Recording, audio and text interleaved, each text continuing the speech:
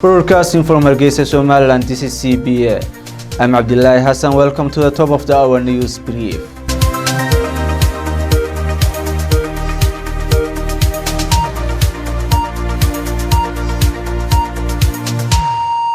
Somaliland government has imposed new restrictions on broadcast journalism on Monday. The Minister of Information has ordered all private television stations to segregate local news from the reports on what happens in Somalia. The new directive requires that all news from Somaliland precedes the reports from Somalia, regardless of news value. The ministry gave the television stations 2 weeks to comply with the directive. The new directive was introduced in a meeting between the Ministry of Information and 9 private-owned television stations on Monday at the office of the minister. The Minister of Information, Mohamed Musa Diri, and his deputy and the heads of the private television stations were at the meeting. Some of the news outlets in the meeting protested these new restrictions, but were told that it was an order from the government. Most of the television stations in Somaliland work and broadcast to neighboring Somalia with bureaus in most of the big cities. Although the Constitution of Somaliland guarantees editorially independent press, the media comes now under increasing pressure. Last week, 2 news outlets, Hadunak News and Horial Television, has been suspended. The owner of Horial Television is also in detention since Saturday. Human Rights Center said that no court or administrative order had been shown to the management of the television, editors and journalists present at the time of the closure, adding that no charges were brought against either the Real TV or its owner. On September the 6th, Somaliland authorities have stormed the headquarters of a Real television station and took over the premises. The owner of the station, Mohammed Usman Mire Sayed, was detained on the 7th September. On 3rd September 2019, Hargeisa Regional Court issued a court decree ordering internet providers to block Hadunak News after the website published a news article about corruption allegations related to the governor of the central bank, Ali Ibrahim Chama. The governor denied the allegations. Some of the internet providers enforced the decree. The Human Rights Center local human rights group said on Monday that the suspension of the media houses is a violation of the freedom of media guaranteed by the Constitution of Somaliland and the international human rights law. The organization called on the government of Somaliland to immediately release the owner of the station and to lift the ban on Real TV and Hadunak News websites. Somaliland's ruling party Kulmiya addressed the transfer of leadership, which was lately contested issue.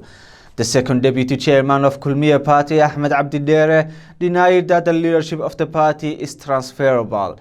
He said President Musa Bihi, the current chairman, will not transfer leadership to anyone in particular, saying that wasn't the way Kulmiya party is governed. Instead, he said the Central Council will elect a new leader when the time comes in an election that is open for all contenders. President Musa Bihi has been at the helm of Kulmiya party since 2010, after the former chairman Ahmed Mohamed Mahmoud Silanyo stepped down following his inauguration as a Somaliland president.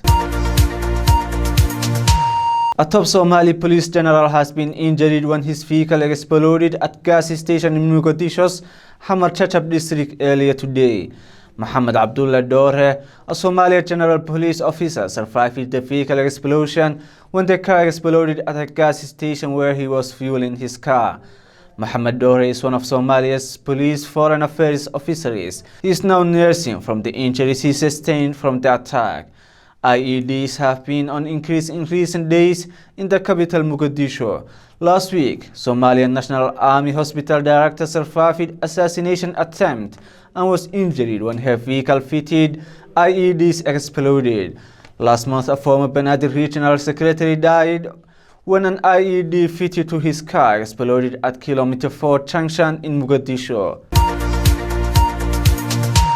At least 2 African Union soldiers have been injured in an explosion in southern Somalia. The African Union mission in Somalia, AMISOM, confirmed that 2 of its soldiers from the Burundian contingent were wounded in an IED explosion near a military base in Burana village in the volatile Middle Shabelle region. The area lies about 30 kilometers west of Mahadai district that's under Somalia government control. Meanwhile, Somalia-based Al-Qaeda-affiliated group AlShabaab claimed responsibility for Sunday's attack, saying that it had killed 5 Burundian soldiers in the attacks. The country's national army and AMISOM forces have been subject to frequent attacks by Al-Shabaab as the group loses ground to ongoing joint military operations, including U.S. strikes in southern Somalia. Al-Shabaab remains in control of large parts of central and southern Somalia, despite defeats, and continues to stage deadly car bombings and gun attacks in the capital Mogadishu and elsewhere. Al-Shabaab have closed all operations at a stadium in Mogadishu, which was undergoing rehabilitation. The stadium is located at the federal government's administrative capital city, which is also the headquarters of the federal government led by President Muhammad Abdillahi Hassan. Al-Shabaab reportedly phoned builders and technicians one by one to warn them from going to the Mogadishu stadium for work. Reports indicate that talks are underway between Al-Shabaab and the company. Mogadishu businesses complied with the order of Al-Shabaab not to use CCTV cameras for their businesses. Al-Shabaab taxes Mogadishu businesses and offers dispute resolution services outside Mogadishu. Mogadishu Stadium was a base for AMISOM before reconstruction had begun. After years of militant and military control, the Somali National Stadium in Mogadishu returned to be a place of sports. The stadium had been occupied by the Islamic militant group Al-Shabaab before it was taken over by troops from the African Union peacekeeping mission in Somalia in 2011. AMISOM forces have used the stadium as an operational base ever since. With that, we come to the end of our news brief. Thank you for joining us. I'm Abdillahi Hassan.